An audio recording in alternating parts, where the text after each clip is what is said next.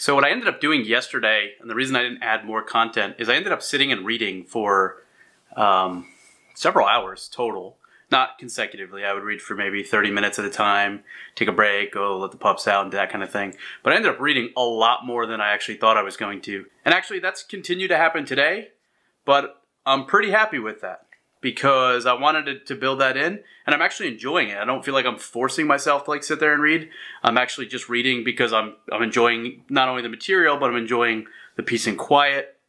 My mind is extremely active, and so usually the first couple pages, I'm like reading and then like my mind wanders and then I have to kind of like come back to what I was reading.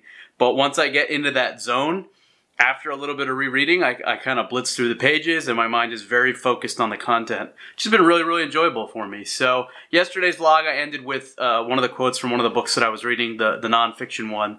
And you might see a little bit more of that, especially if it's a nonfiction book. There's probably going to be some gems or wisdom that I'll want to share. That's just kind of my MO. So that's kind of the good news. The bad news is I still haven't had the meeting that I thought I was going to have yesterday, which was going to be kind of like finalization of details and like compensation conversations and things that were like really close to providing like a formal offer.